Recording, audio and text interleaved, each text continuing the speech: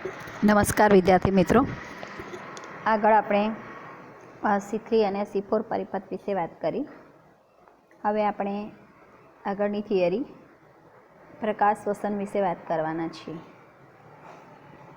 તો પ્રકાશ શ્વસન સમજવા માટે આપણે કેલ્વિન પરિપથનો પ્રથમ તબક્કો એટલે કે CO2ના સ્થાપનના પ્રથમ તબક્કાના વિષયમાં કેટલીક વધારે જાણકારી મેળવવી પડે. કેલ્વિન ચક્ર એટલે કે C3 પરિપથની અંદર આપણે વાત કરી કે જેમાં વાતાવરણનો કાર્બન ડાયોક્સાઇડ આરયુબીપી સાથે સંયોજાઈને 3 કાર્બનના 2 અણુ ફોસ્ફોગ્લિસરિક એસિડના બનાવે છે અને આ માટે જવાબદાર ઉત્સેચક છે રૂબિસ્કો. રૂબિસ્કો ઉત્સેચક જે છે અહીં CO2ના સ્થાપનમાં કાર્બોક્સિલેશનની પ્રક્રિયામાં મદદરૂપ થાય છે.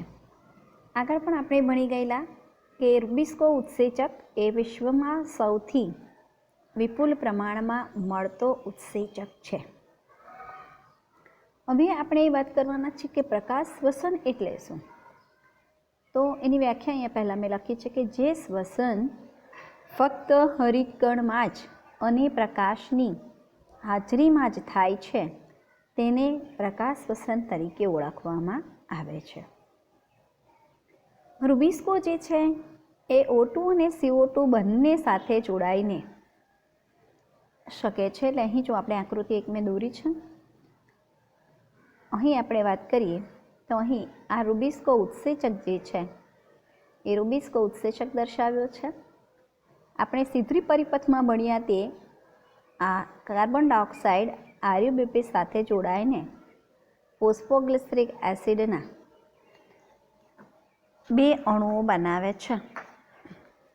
અહીંયા 2PGA 2 લખવાનું રહી ગયો છે, એટલે 2PGA ફોસ્ફોગ્લિસરિક એસિડના 2 અણુ બને છે. અને એનું આપણે વાત કરી કે એની અંદર એનું રિડક્શન થશે, ફોસ્ફોગ્લિસરાલ્ડિહાઇડ બનશે અને ફરી પાછું આરયુબીપીનું પુનઃ નિર્માણ થાય.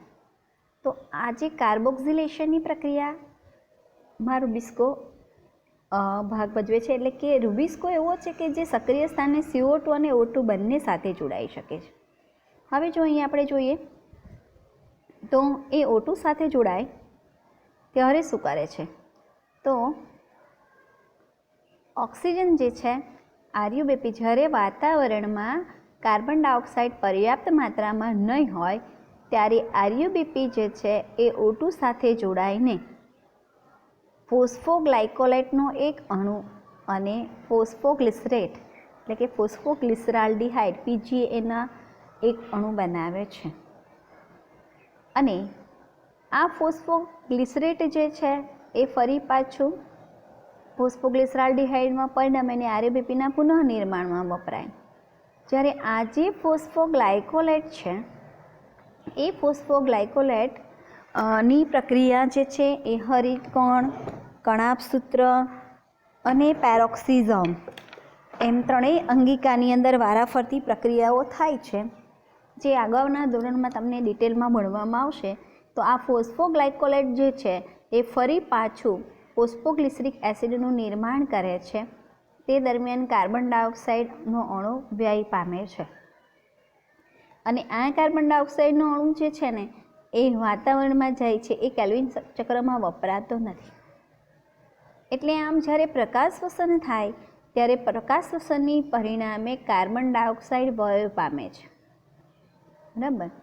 ફરી જો આ જ થિયરીમાં સમજો કે આરયુબીપી રૂબિસ્કો જે છે એ રૂબિસ્કો CO2 અને O2 બંને સાથે જોડાઈ શકે છે. આરયુબીપી CO2 સાથે જોડાઈને PGAનો એક અણુ બનાવે, 2 અણુ બનાવે. અહીં કેલ્વિન ચક્ર ચાલે એવું ભણેલા C3 પરિપથ. અને હવે આ આરયુબીપી જ્યારે વાતાવરણમાં પર્યાપ્ત માત્રામાં કાર્બન ડાયોક્સાઇડ નહીં હોય અને પ્રકાશની તીવ્રતા વધુ છે પરંતુ કાર્બન ડાયોક્સાઇડનું પ્રમાણ ઓછું છે, ત્યારે પર્ણમાં રહેલા O2 સાથે આરયુબીપી જોડાઈ જશે અને એમાંથી ફોસ્ફોગ્લાયકોલેટ અને ફોસ્ફોગ્લિસરેટ બનાવે છે. ફોસ્ફોગ્લાયકોલેટ જે છે એ હરિતકણ, કણાભસૂત્ર અને પેરોક્સિઝમ આ 3 અંગિકાઓમાંથી પ્રક્રિયા થશે અને એનું પાછું પીજીએમાં રૂપાંતરણ થાય ફોસ્ફોગ્લિસરિક એસિડમાં અને એ ફરી પાછું આરયુપીપીના પુનઃનિર્માણમાં વપરાય છે. એટલે પ્રકાશ શ્વસન થાય ત્યારે CO2 જે છે એ વ્યય પામે છે. એટલે 25% CO2 વ્યય પામે છે અને 75%ની પુનઃપ્રાપ્તિ થાય છે. તો અહીં આપણે એ થિયરી આકૃતિ આપી નથી, પણ અહીં આપણે આ બધા શબ્દો સમજવા માટે પહેલાં મેં તમને એ સમજાવી દીધું. તો આમ રૂબિસ્કો એને ઓળખવામાં આવે છે કારણ કે તે ઓક્સિજનેઝ રૂબિસ્કો કેમ કહેવાય? તો કે ભાઈ એ ઓક્સિજનેઝ એટલે કે O2ની હાજરીમાં અને CO2નું સ્થાપન બંનેની હાજરીમાં આરયુબીપી સાથે CO2 અને O2 આ બંને જોડાય એનું કામ રૂબિસ્કો દ્વારા થાય છે. એટલે રૂબિસ્કો જે છે ઓક્સિજનેઝ અને કાર્બોક્સિલેઝ આ બંને તરીકે વર્તે છે. એટલે એને રિબ્યુલોઝ બાયફોસ્ફેટ કાર્બોક્સાઇલેઝ ઓક્સિજનેઝ ઉત્સેચક તરીકે ઓળખવામાં આવે છે અને વિશ્વમાં સૌથી વિપુલ પ્રમાણમાં જોવા મળતો ઉત્સેચક છે. એટલે જ હવે આપણે આગળ વાત કરીએ તો રૂબિસ્કો તેના સક્રિય સ્થાને અહીંયા આપણે જોયું CO2 અને O2 બંને સાથે જોડાઈ શકે છે, એટલે એને રૂબિસ્કો કહેવામાં આવે છે. રૂબિસ્કોને O2 કરતાં CO2 પ્રત્યે વધુ આકર્ષણ હોય છે, એટલે કે કાર્બોક્સિલેઝ તરીકે વધુ વર્તે છે અને ઓક્સિજનેઝ તરીકે ઓછું કાર્ય કરે છે. અને આ જોડાણ ક્ષમતા સ્પર્ધાત્મક હોય છે, એટલે કે જ્યારે વાતાવરણમાં પર્યાપ્ત માત્રામાં કાર્બન ડાયોક્સાઇડ હોય તો રૂબિસ્કો કાર્બોક્સિલેઝ તરીકે જ વર્તે છે, ઓક્સિજનેઝ તરીકે ઓછો. એટલે O2 અને CO2 બેમાંથી ઉત્સેચક સાથે કોણ જોડાશે એનો આધાર એની સાપેક્ષ સાંદ્રતા પર રહેલો છે. એટલે કે વાતાવરણમાં CO2 વધારે હોય તો રૂબિસ્કો CO2 સાથે જોડાઈ શકે અને ઓછું O2 સાથે ક્યારે જોડાય? જ્યારે વાતાવરણમાં પર્યાપ્ત માત્રામાં કાર્બન ડાયોક્સાઇડ ન હોય ત્યારે. C3 વનસ્પતિઓમાં કેટલાક O2 રૂબિસ્કો સાથે જોડાય છે, આથી CO2ના સ્થાપનમાં ઘટાડો જોવા મળે છે. આપણે જોયું ને કે C3 વનસ્પતિમાં પ્રકાશ શ્વસનની સંભાવના રહે છે કારણ કે C3 વનસ્પતિની અંદર બંને પ્રક્રિયા મધ્યપર્ણ પેશીના કોષોમાં જ થાય છે. તો એના માટે આપણે આગળ આકૃતિ મેં તમને સમજાવેલી કે C3 વનસ્પતિ જે છે એ C3 વનસ્પતિની અંદર પ્રકાશ શ્વસનની સંભાવના રહે છે. આપણે આગળ આકૃતિ દોરેલી હતી, એક બ્લેન્ક પેજ લઈ લઉં. અહીં જો એ આકૃતિ હોય તો આપણે જોઈએ આ રહ્યું. તો C3 વનસ્પતિની જ્યારે આપણે વાત કરતા હતા એ C3 વનસ્પતિની અંદર મધ્યપર્ણ પેશીના કોષોમાં જ બંને પ્રક્રિયા થાય છે. પહેલો તબક્કો અને બીજો તબક્કો, એટલે પહેલા તબક્કા દરમિયાન O2 NADPH2 અને ATP બને. તો આ O2 જે છે એ O2નો ઉપયોગ કરીને આરયુબીપી સાથે O2 જોડાય ક્યારે? જ્યારે વાતાવરણમાં કાર્બન ડાયોક્સાઇડનું પ્રમાણ ઓછું હોય ત્યારે.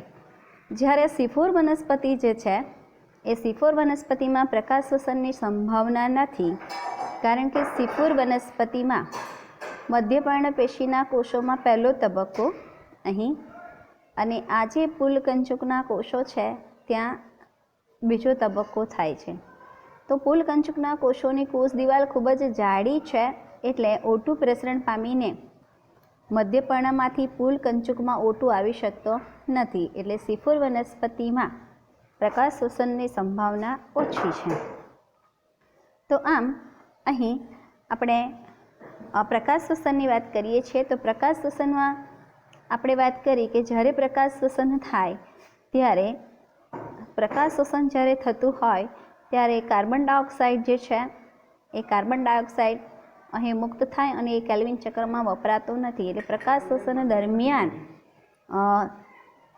O2 જે છે એટલે કે પ્રકાશ શ્વસન દરમિયાન જે કાર્બન ડાયોક્સાઇડ મુક્ત થાય છે કાર્બન ડાયોક્સાઇડ ફરી ઉપયોગમાં લેવાતો નથી. એટલે C3 પરિપથ જે છે એ ઓછું કાર્બોદિતનું ઉત્પાદન કરે છે, જ્યારે C4 પરિપથ જે છે એમાં કાર્બોદિત વધુ ઉત્પાદિત થાય છે. તો એ પણ આગળ આપણે ચર્ચા કરેલી જ હતી. હવે આપણે આગળ જોઈએ તો રૂબિસ્કો જે છે એની સાથે C3 વનસ્પતિની વાત કરી કે C3 વનસ્પતિ જે છે એ C3 વનસ્પતિમાં કેટલાક રૂબિસ્કો O2ની સાથે જોડાય છે, એટલે CO2ના સ્થાપનમાં ઘટાડો થાય. અહીં પ્રકાશ શ્વસનમાં આરયુબીપી 3 PGAના 2 અણુઓમાં પરિવર્તિત થવાને બદલે O2 સાથે સંયોજાય અને એક ફોસ્ફોગ્લિસરિક એસિડ અને એક ફોસ્ફોગ્લાયકોલેટનું નિર્માણ કરે છે. જો અહીં આપણે જોયું આગળ કે ભાઈ આ જે ચાર્ટમાં મેં પહેલાં જ દર્શાવી દીધું કે પ્રકાશ શ્વસનમાં શું થાય તો કે આરયુબીપી જે છે એ O2ની સાથે જોડાય ફોસ્ફોગ્લાયકોલેટ અને ફોસ્ફોગ્લિસરેટ બનાવે છે. તો પ્રકાશ શ્વસન પરિપથમાં શર્કરા કે એટીપીનું સંશ્લેષણ થતું નથી, એટલે કે અહીં ગ્લુકોઝનું નિર્માણ થતું નથી, એટીપીનું નિર્માણ થતું નથી, પરંતુ તેના પરિણામ સ્વરૂપે તેમાં એટીપીનો ઉપયોગ થાય છે અને કાર્બન ડાયોક્સાઇડ મુક્ત થાય છે. જો અહીં દર્શાવ્યું છે કાર્બન ડાયોક્સાઇડ મુક્ત થાય છે. તો આમ અહીં એટીપીનો ઉપયોગ થાય અને કાર્બન ડાયોક્સાઇડ મુક્ત થાય, એટલે પ્રકાશ શ્વસનમાં એટીપી કે એનએડીપીએચનું સંશ્લેષણ થતું નથી. એટલે પ્રકાશ શ્વસન એમ તો એક વ્યયકારક પ્રક્રિયા છે, એ કંઈ કાર્બોદિતના નિર્માણ માટે ઉપયોગી નથી. તો સિફોર વનસ્પતિમાં પ્રકાશ શ્વસન કેમ નથી થતું એનું કારણ પણ સમજાવવું, કારણ કે સિફોર વનસ્પતિની અંદર ક્રેન્સ પેશી સંરચના, મધ્યપર્ણ પેશીના કોષો અને પુલકંચુકના કોષોની રચના આપણે હમણાં જોઈ એવી પ્રકારની હોય છે, એટલે કે ઉત્સેચકના સ્થાને કાર્બન ડાયોક્સાઇડની સાંદ્રતા એ વધારી દે છે. કારણ કે સિફોર વનસ્પતિની અંદર આપણે જોયું કે સિફોર વનસ્પતિની અંદર મેલેટનું પાયરુવેટમાં જ્યારે રૂપાંતરણ થાય ત્યારે ડીકાર્બોક્સિલેશન થાય, બરાબર. એક ઓક્ઝેલોએસિટિક એસિડ બને, પછી એમાંથી મેલેટ બને અને મેલેટમાંથી પાયરુવેટ બને ત્યારે ડીકાર્બોક્સિલેશન થાય અને આ કાર્બન ડાયોક્સાઇડ મુક્ત થાય છે પર્ણની અંદર જ. વાતાવરણમાં જ્યારે કાર્બન ડાયોક્સાઇડનું પ્રમાણ ઓછું હશે ત્યારે આ પર્ણના કાર્બન ડાયોક્સાઇડનો ઉપયોગ કરીને એ પોતાની પ્રક્રિયા આગળ વધારશે.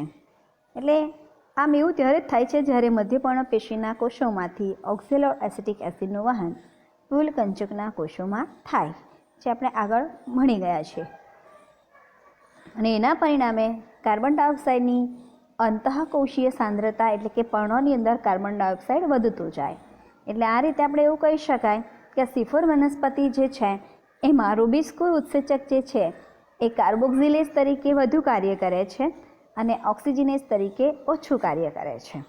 એટલે સિફોર વનસ્પતિની ઉત્પાદકતા શ્રીથી વનસ્પતિ કરતાં વધુ જોવા મળે છે.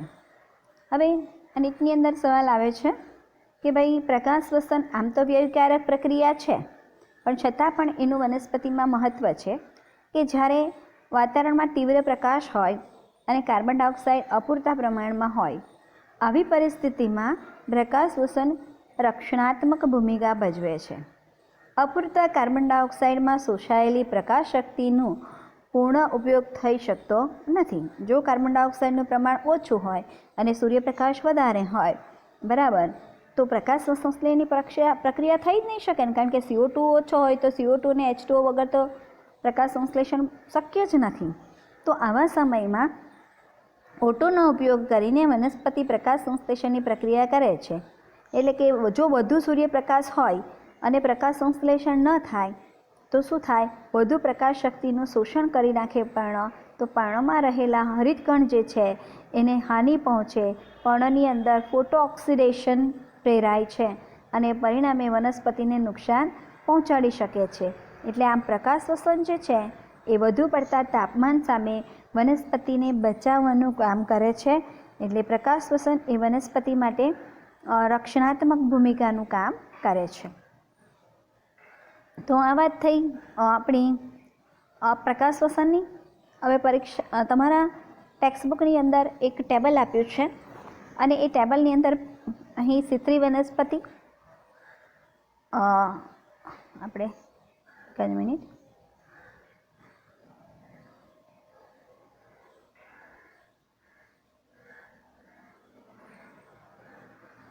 તો સિત્રી વનસ્પતિ, સિફોર વનસ્પતિ અને એમાંથી આપણે એની વિશેષતા પસંદ કરવાની છે. એટલે અહીં વિશિષ્ટતાઓ આપેલી છે. પહેલો મુદ્દો એવો આપ્યો છે અહીં કે કેલ્વિન ચક્ર દર્શાવતા કોષનો પ્રકાર. અહીંયા આ પહેલો મુદ્દો એવો દર્શાવ્યો છે અહીં કે કેલ્વિન ચક્ર દર્શાવતા કોષનો પ્રકાર. તો કેલ્વિન ચક્ર જે છે એ કયા કયા કોષોમાં થાય, તો કે ભાઈ સિત્રી વનસ્પતિમાં મધ્યપર્ણ પેશીમાં બંને પ્રક્રિયા થાય, પહેલો તબક્કો અને બીજો તબક્કો. જ્યારે સિફોર વનસ્પતિમાં કેલ્વિન ચક્ર એટલે કે CO2નું સ્થાપન કેલ્વિન ચક્ર પુલકંચુકના કોષોમાં થાય છે. પ્રારંભિક કાર્બોક્સિલેશન પ્રક્રિયા થતી હોય તેવા કોષનો પ્રકાર. તો કે પ્રારંભિક કાર્બોક્સિલેશન એટલે કે CO2નું સ્થાપન સિત્રી વનસ્પતિમાં પણ મધ્યપર્ણ પેશીના કોષોમાં થાય છે અને સિફોર વનસ્પતિમાં પણ મધ્યપર્ણપેશીના કોષોમાં શરૂઆતમાં CO2નું સ્થાપન થાય છે. ત્યાર પછી ત્રીજો મુદ્દો છે કે પર્ણમાં CO2નું સ્થાપન કરતા કેટલા પ્રકારના કોષો હોય છે. તો પર્ણમાં CO2નું સ્થાપન કરતા પ્રકારના કોષો C3 વનસ્પતિમાં CO2નું સ્થાપન એક જ કોષમાં મધ્યપર્ણપેશીના કોષમાં જ થાય, પણ C4 વનસ્પતિની અંદર બંને મધ્યપર્ણપેશી અને પુલકંચુકના કોષો બંનેમાં CO2નું સ્થાપન થાય છે. CO2નો પ્રાથમિક ગ્રાહક કોણ છે? તો C3 વનસ્પતિમાં RUBP રિબ્યુલોઝ બાયફોસ્ફેટ છે અને C4 વનસ્પતિમાં ફોસ્ફોઇનોલ પાયરુવેટ છે. પ્રાથમિક CO2 ગ્રાહક માં કાર્બનની સંખ્યા કેટલી? તો C3 વનસ્પતિમાં RUBP 5 કાર્બનનો અને C4 વનસ્પતિમાં ફોસ્ફોઇનોલ પાયરુવેટ 3 કાર્બનનો હોય છે. ત્યાર પછી આગળનો મુદ્દો જોઈએ કે CO2ના સ્થાપનની પ્રાથમિક નિપજ કઈ છે. તો CO2ના સ્થાપનની પ્રાથમિક નિપજની વાત કરીએ તો CO2ના સ્થાપનની પ્રાથમિક નિપજ C3 વનસ્પતિની અંદર ફોસ્ફોગ્લિસરિક એસિડ 3 કાર્બનની અને C4 વનસ્પતિમાં 4 કાર્બનનો ઓક્ઝેલો એસિટિક એસિડ. પછીનો સવાલ એવો છે કે CO2ના સ્થાપનની પ્રાથમિક નિપજમાં કેટલા કાર્બન? તો કે C3 વનસ્પતિમાં 3 કાર્બન, C4માં 4 કાર્બન. શું વનસ્પતિમાં રૂબિસ્કો હોય છે? એટલે કે C4 વનસ્પતિ અને C3 વનસ્પતિની વાત કરીએ તો હા, C3 વનસ્પતિમાં રૂબિસ્કો હોય છે અને C4 વનસ્પતિમાં પણ રૂબિસ્કો હોય છે.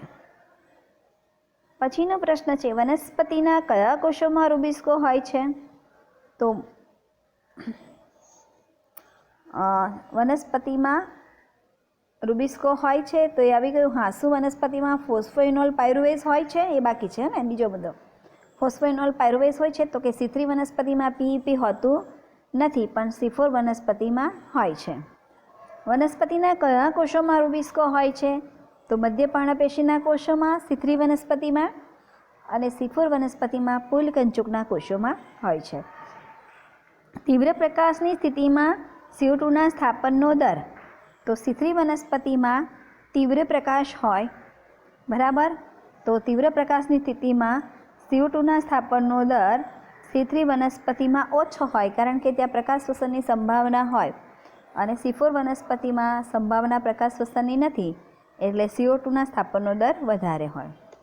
આગળનો મુદ્દો શું પ્રકાશની ઓછી તીવ્રતામાં પ્રકાશ શ્વસન થાય છે?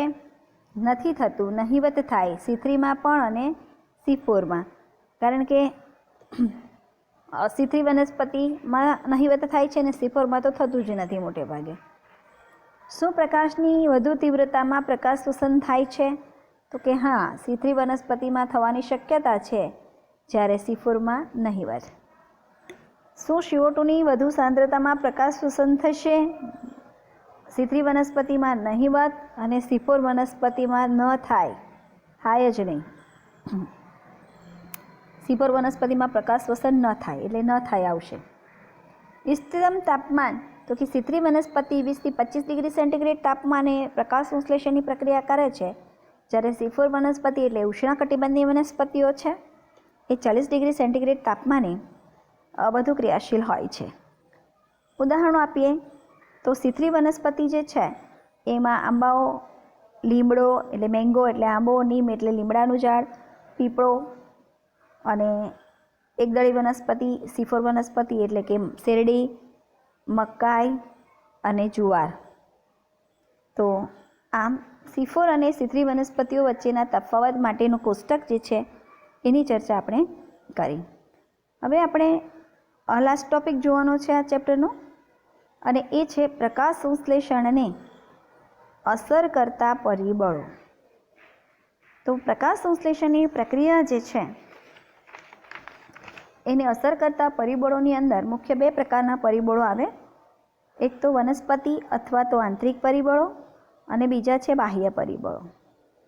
તો આંતરિક પરિબળો, વનસ્પતિ અથવા તો આંતરિક પરિબળો જે છે એની વાત કરીએ તો એની અંદર આ આંતરિક પરિબળો એ આનુવંશિક, પછી પૂર્વાનુકૂળતા એટલે અને વનસ્પતિની વૃદ્ધિ પર આધારિત છે. આનુવંશિક પૂર્વાનુકૂળતા વનસ્પતિની વૃદ્ધિ પર આધારિત છે, એટલે કે આનુવંશિક હોય છે, વનસ્પતિની વૃદ્ધિ પર આધારિત હોય છે. જેમ કે પર્ણની સંખ્યા કેટલી છે એના આધારે પ્રકાશ સંશ્લેષણનો દર જોવા મળે છે. પર્ણ વધુ હોય તો પ્રકાશ સંશ્લેષણનો દર વધારે હોય. પર્ણની ઉંમર એટલે કે કુમળા પર્ણો લીલા રંગના હોય, તરુણ પર્ણમાં થાય વધારે પ્રકાશ સંશ્લેષણ, પણ પર્ણ પીળું પડી ગયું હોય, ગળું થઈ ગયું હોય તો એમાં દર ઓછો હોય. પર્ણનું કદ, પર્ણ નાના મોટા કેવા છે, પર્ણ વિન્યાસ કઈ રીતે ગોઠવાયેલો છે, પર્ણોની ગોઠવણી સૂર્યપ્રકાશની સામે હોય તો પ્રકાશ સંશ્લેષણનો દર વધારે હોય છે. મધ્ય પર્ણપેશીના કોષો અને હરિતકણો કેટલા આવેલા છે એના આધારે પ્રકાશ સંશ્લેષણનો દર નક્કી થાય છે. વાતાવરણમાં CO2ની સાંદ્રતા અને આ ઉપરાંત પર્ણોની અંદર કાર્બન ડાયોક્સાઇડનું પ્રમાણ કેટલું છે અને ક્લોરોફિલનું પ્રમાણ, હરિતદ્રવ્યોનું પ્રમાણ કેટલું છે એના આધારે પ્રકાશ સંશ્લેષણનો દર નક્કી થતો હોય છે. બાહ્ય પરિબળોની વાત કરીએ તો એની અંદર સૂર્યપ્રકાશની પ્રાપ્તિ, તાપમાન, કાર્બન ડાયોક્સાઇડ અને પાણી, તો આ બધા બાહ્ય પરિબળો છે. અને વનસ્પતિમાં પ્રકાશ સંશ્લેષણની પ્રક્રિયામાં ઘણા પરિબળો એકસાથે પ્રકાશ સંશ્લેષણ કે CO2ના સ્થાપનમાં અસર પહોંચાડતા હોય છે. છતાં પણ કોઈ એક પરિબળ સીમિત પરિબળ તરીકેનું મુખ્ય કારણ પણ બની શકે છે. હવે આમ કોઈપણ પરિબળ કે જે આપણે વાત કરીએ કે કોઈપણ પરિબળ કે જે તેના ઇષ્ટતમ પ્રમાણથી ઓછું સમય મળે તો પ્રકાશ સંશ્લેષણનો દર એના આધારે નક્કી થાય. કોઈ પરિબળ કે જે તેના ઇષ્ટતમ પ્રમાણ એટલે કે આપણે વાત કરી કે જેમ કે સીધી વનસ્પતિમાં 20 થી 25 ડિગ્રી સેન્ટીગ્રેડ તાપમાન જોઈએ, આટલા તાપમાને પ્રકાશ સંશ્લેષણનો દર મહત્તમ હોય. જો એના કરતાં ઓછો હોય તો પ્રકાશ સંશ્લેષણનો દર ઘટી જાય અને એના કરતાં વધારે પણ હોય તો પણ વનસ્પતિમાં પ્રકાશ સંશ્લેષણનો દર ઘટી જાય. એટલે કે કોઈપણ પરિબળ એના ઇષ્ટતમ પ્રમાણથી ઓછું પ્રાપ્ય હોય તો પ્રકાશ સંશ્લેષણનો દર તે નક્કી કરશે. જ્યારે અનેક પરિબળો કોઈ જૈવ રાસાયણિક પ્રક્રિયાને અસર કરે છે તો એ બ્લેકમેનના ન્યૂનતમ કારકના નિયમને અનુસરે છે. એટલે કે બ્લેકમેનનો ન્યૂનતમ કારકનો નિયમ એ શું કહેવા માગે છે તો કે જો કોઈ રાસાયણિક પ્રક્રિયા એકથી વધારે પરિબળો દ્વારા અસરકારક બને તો તેના દરનું નિર્ધારણ તેવા કારકથી થશે જે પોતાના ન્યૂનતમ મૂલ્યની નજીક હોય. ફોર એક્ઝામ્પલ લઈએ કે વનસ્પતિ પ્રકાશ સંશ્લેષણની પ્રક્રિયા માટે ઘણા બધા પરિબળો જવાબદાર છે. જેમ કે પર્ણ, પછી પ્રકાશ જોઈએ, CO2 જોઈએ અને તાપમાન, આ બધાની હાજરી જોઈએ. બરાબર, આ બધું હાજર હોવા છતાં જો તાપમાન ઓછું હોય તો પ્રકાશ સંશ્લેષણ થઈ શકતું નથી. એટલે ઘણા બધા પરિબળો સાથે હોય ત્યારે તેના દરનું નિર્ધારણ એવા કારકથી થાય કે જેનું મૂલ્ય ઓછું હોય. અહીં પર્ણ, પ્રકાશ, કાર્બન ડાયોક્સાઇડ અને તાપમાન, આ બધા પરિબળોમાં તાપમાન જો ન્યૂનતમ માત્રામાં હોય, ઓછી માત્રામાં હોય તો પ્રકાશ સંશ્લેષણ થઈ શકતું નથી. પર્ણમાં પ્રકાશ સંશ્લેષણ ત્યારે જ શરૂ થશે જ્યારે તેને ઇષ્ટતમ તાપમાન 20 થી 25 ડિગ્રી C3 વનસ્પતિમાં અને 40 ડિગ્રી C4 વનસ્પતિમાં પ્રાપ્ત થાય. તાપમાન નહીં હોય ને બાકીના બધા પરિબળો પણ પર્યાપ્ત માત્રામાં હોય તો પણ પ્રકાશ સંશ્લેષણની પ્રક્રિયા થશે નહીં.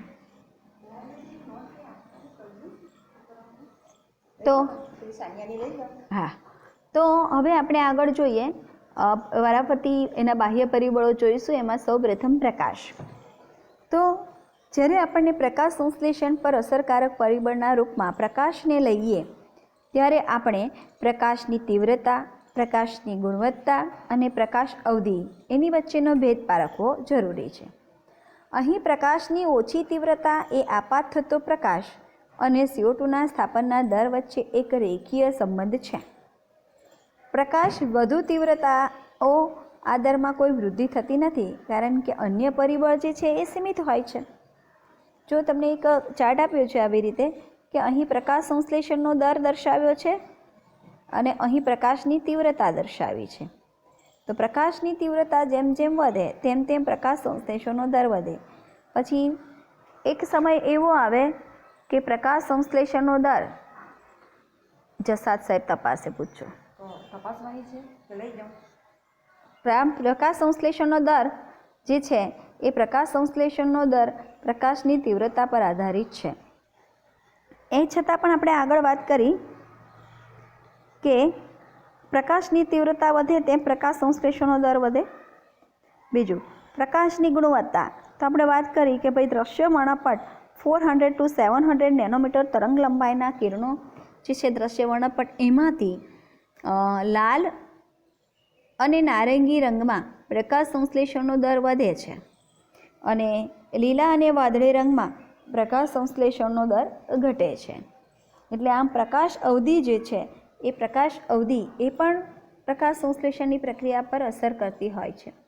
ને એ પણ તમે 10મા ધોરણમાં ભણી ગયા કે કેટલીક વનસ્પતિ એવી છે કે એ લઘુદિવસી હોય, એટલે કે કેટલાક પાક ઉનાળામાં થતા હોય, કેટલાક પાક શિયાળામાં થતા હોય, કેટલાક ચોમાસામાં. તો એ પ્રકાશ અવધિ જ દર્શાવે છે કે ભાઈ શિયાળામાં દિવસ ટૂંકો હોય એટલે સૂર્યપ્રકાશ ઓછા સમય સુધી મળે, ઉનાળામાં દિવસ લાંબો હોય, પ્રકાશની તીવ્રતા વધુ હોય, તો અમુક પાક ઉનાળામાં થતા હોય. એટલે આમ પ્રકાશ જે છે એ પ્રકાશ સંશ્લેષણની પ્રક્રિયા પર અસર કરતું પરિબળ છે. હવે એક વાત એવી પણ છે કે પ્રકાશ સંતૃપ્તિનો પૂર્ણ સૂર્યપ્રકાશના 10% જ હોય છે. પ્રકાશ સંતૃપ્તિ પૂર્ણ એ એટલે કે સૂર્યપ્રકાશનો 10% સૂર્યપ્રકાશ જે છે ત્યારે જ એટલામાં જ પ્રકાશ સંશ્લેષણની પ્રક્રિયા થઈ જાય છે. છાયાવાળા કે સઘન જંગલોમાં ઉગતી વનસ્પતિઓ જે છે એ સિવાયની વનસ્પતિઓ માટે પ્રકાશ કદાચ જ પ્રકૃતિમાં સીમાંતક પરિબળ બને છે. એટલે એક સીમા પછી આપાત પ્રકાશ ક્લોરોફિલના વિઘટનનું કારણ હોય છે. એટલે કે ખૂબ જ સૂર્યપ્રકાશ જો વનસ્પતિને મળવામાં આવે તો ક્લોરોફિલનું વિઘટન થઈ જાય છે અને પરિણામે પ્રકાશ સંશ્લેષણનો દર ઘટે છે. ત્યાર પછી બીજું પરિબળ વાત કરીએ, કાર્બન ડાયોક્સાઇડની સાંદ્રતા. તો કાર્બન ડાયોક્સાઇડની સાંદ્રતાની વાત કરીએ ત્યારે જો કે પ્રકાશ સંશ્લેષણ માટે CO2 પણ એક સીમાંતક પરિબળ છે અને વાતાવરણમાં CO2ની સાંદ્રતા ખૂબ જ ઓછી હોય છે, એટલે કે 0.036% જેટલી હોય છે. અને CO2ની સાંદ્રતામાં જો આપણે 0.05% સુધી વધારો કરીએ તો CO2ના સ્થાપનમાં વધારો થઈ શકે છે અને એનાથી વધારે માત્રામાં લાંબા સમય સુધી આપણે જો CO2ની સાંદ્રતામાં વધારો કરીએ તો એ વનસ્પતિ માટે હાનિકારક છે. એટલે કે CO2ની ચોક્કસ માત્રા જે છે એ પ્રકાશ સંશ્લેષણ માટે જરૂર છે. હવે આ CO2ની જે માત્રા જે છે એમાં C3 વનસ્પતિ અને C4 વનસ્પતિ જે છે એ બંનેમાં અભિન્ન પ્રતિભાવ આપે છે. ઓછા પ્રકાશની સ્થિતિમાં C3 અને C4 વનસ્પતિ બંને વનસ્પતિમાંથી કોઈપણ સમૂહ CO2ની વધુ સાંદ્રતાએ પ્રતિક્રિયા દર્શાવતા નથી. એટલે કે CO2 અમુક લિમિટ છે. C3 વનસ્પતિમાં પણ CO2ની સાંદ્રતાની લિમિટ છે અને C4 વનસ્પતિમાં પણ CO2ના સાંદ્રતાની લિમિટ છે. એનાથી જો તમે CO2નું પ્રમાણ વધારતા જાઓ તો પ્રકાશ સંશ્લેષણનો દર વધતો નથી.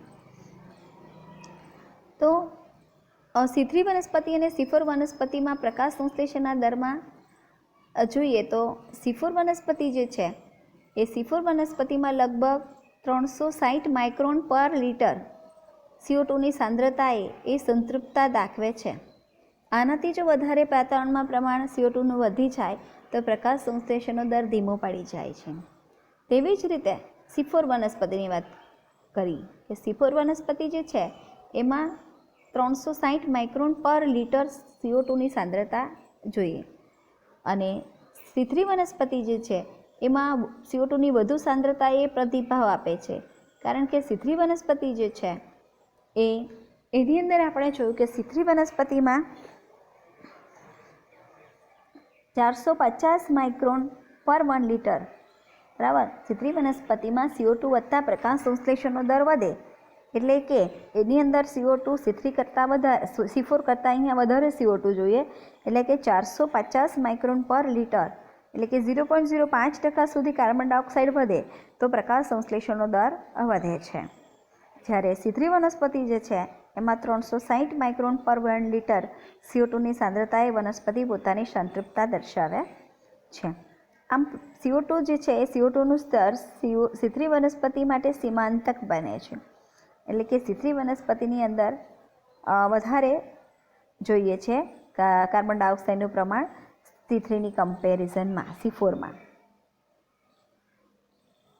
C3 વનસ્પતિ એ CO2ની વધુ સાંદ્રતામાં પ્રક્રિયા કરે છે. અહીં જોયું છે આપણે કે C3 વનસ્પતિ જે છે, આ C3 વનસ્પતિ એ વધુ સાંદ્રતા ધરાવે સંતૃપ્તતા દાખવે છે અને C4 વનસ્પતિ ઓછી સાંદ્રતાએ સંતૃપ્તતા દાખવે છે. એટલે આમ C3 વનસ્પતિ CO2ની વધુ સાંદ્રતામાં પ્રક્રિયા કરે છે અને પ્રકાશ સંશ્લેષણના દરમાં વધારો થાય છે અને એના ફળસ્વરૂપે ઉત્પાદનમાં પણ વધારો થાય છે. અને આનો ઉપયોગ ગ્રીનહાઉસ પાક, ટામેટાં, શિમલા મરચાં વગેરેમાં કરવામાં આવે છે. એટલે કે CO2ની સાંદ્રતા જો વધારીએ આપણે C3 વનસ્પતિમાં અને ગ્રીનહાઉસ એટલે કે ગ્રીન નેટ પાથરીને ઉગાડેલું હોય અને કાર્બન ડાયોક્સાઇડનું પ્રમાણ વધારીએ તો એ ફળનું ઉત્પાદન વધારી દે છે. એટલે ગ્રીનહાઉસ પાક ટામેટાં છે, શિમલા મરચાં છે, એમાં આનો ઉપયોગ કરીને વધુ પાક પ્રાપ્ત કરવામાં આવે છે. તેમને કાર્બન ડાયોક્સાઇડથી ભરપૂર વાતાવરણમાં